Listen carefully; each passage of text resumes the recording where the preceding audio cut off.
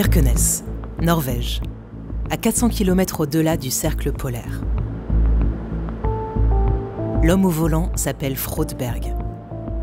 Cet ancien inspecteur des frontières a collaboré plusieurs années avec les services de renseignement norvégiens, des missions qui l'ont mené tout droit en prison à Moscou.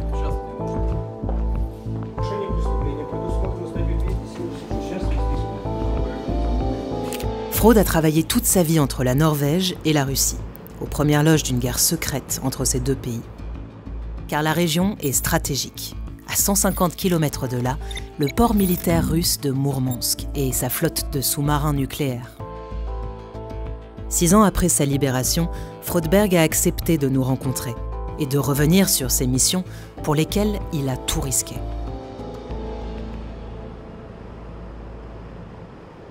The border has been all my life. My job was to be everywhere on the border. Yeah. Visit border stations, officers on the border, advise them.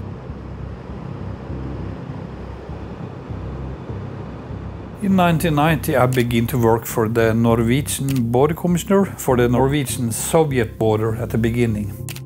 At short time it was not Soviet anymore and it was Russia.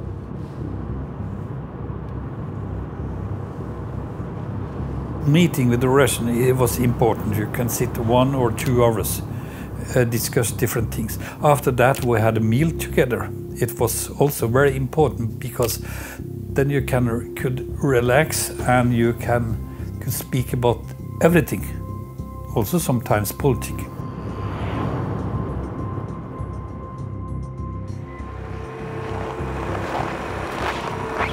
This is the old border crossing point between Norway and Russia. It was closed in 1962-63.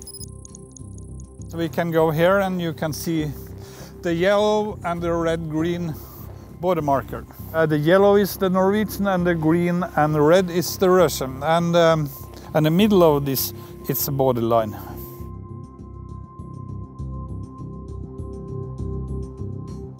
I always like to work with these people. I like to work with Russia, but I have never liked the political system, of course. But it has been also very exciting to travel to Russia. It's a very special country. But today, it's different feelings.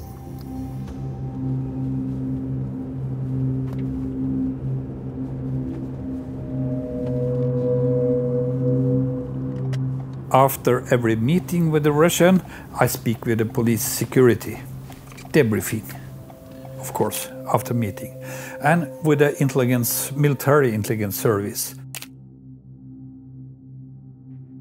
I begin to have meeting with them in the end of 1990s.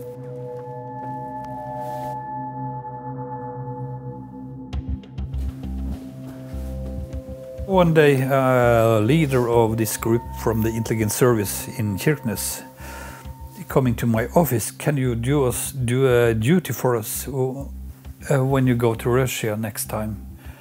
No, as you are being retired. What's that about? No, you shall only post a letter for us with some money to a lady in Moscow. Okay. It's happened since 2014, 15, 16, 17.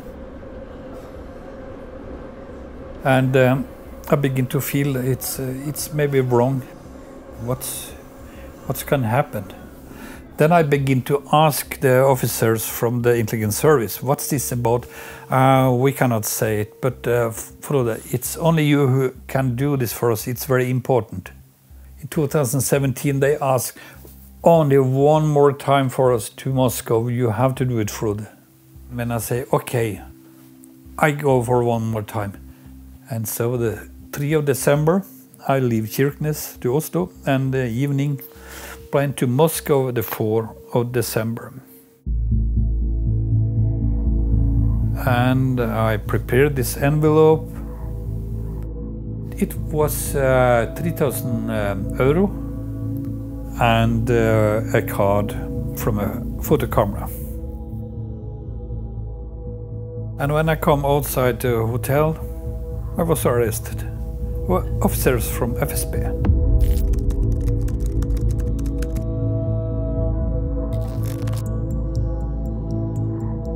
And then, wow. Then I begin being very afraid at the first time I see, oh, here can I be a very long time.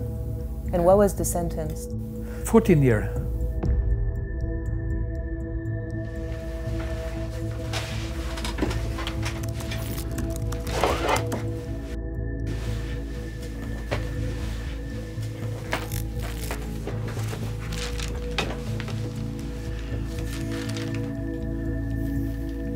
I check in, I'm afraid and very tired.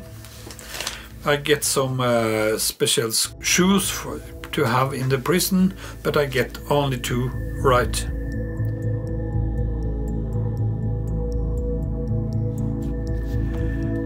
In the room it was a 9 quadrat square, always 2 men.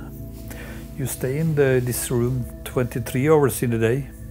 No fresh air today morning. Well, I tried to ask. I'm thinking very much. I will be glad to meet my wife Anita again. 14th of November. It was the last day I'm writing. That was the day before I was released.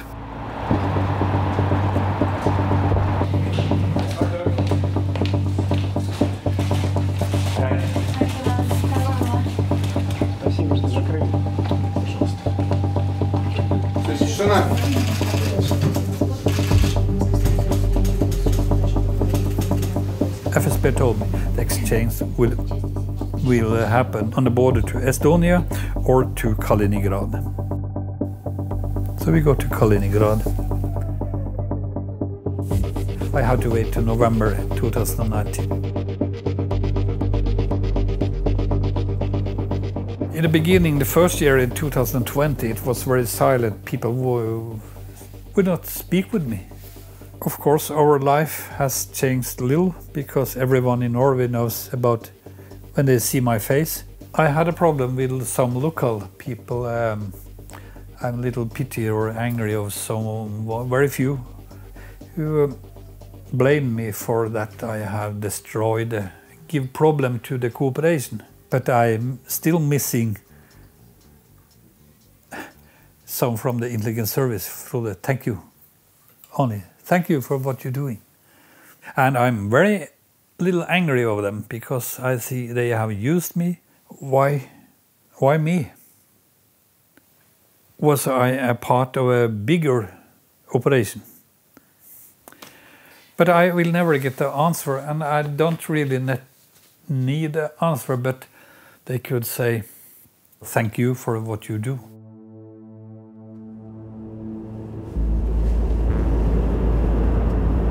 It's a lot of Russian who lives in Kirkenes, but I have a lot of Russian friends also, but it's more after what's happened with me in Moscow. So when I go on the streets, I look more who is behind me.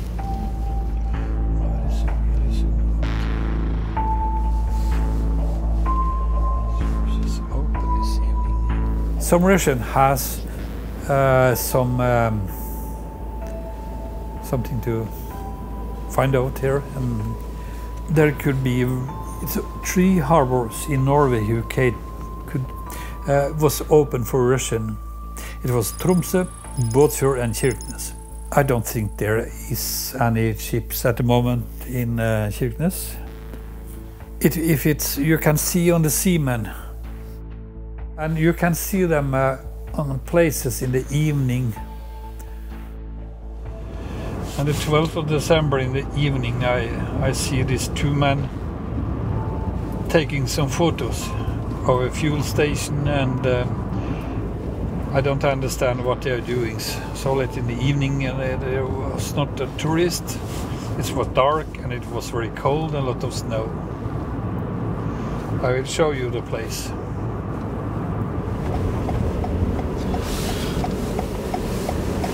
They stop here. And it's standing just here and taking photo like this. They take the picture of this fueling equipments on the fuel station. No one another outside, only them. It's not normal for tourists to take like this, and it was two Russian. They going around and take pictures like this around in Kirkenes in special places. Then you kind of wondering why do they do this? How did you understand they were Russian? Sometimes you can see it on the people, and these people going around in the street. Where they going, it's not normal for Norwegian. Okay.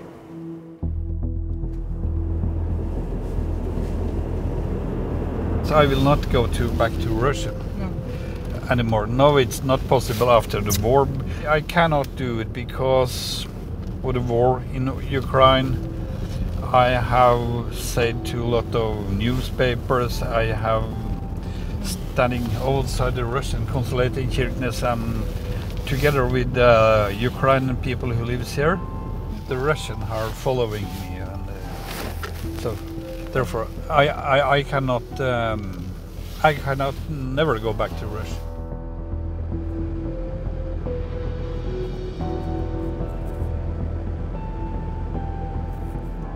So long Russia standing in Ukraine and attacking a neighbor country, we cannot cooperate. We can begin where we started in 1990 because of what Russia do now. And we have to be sure about, can we trust them in the future?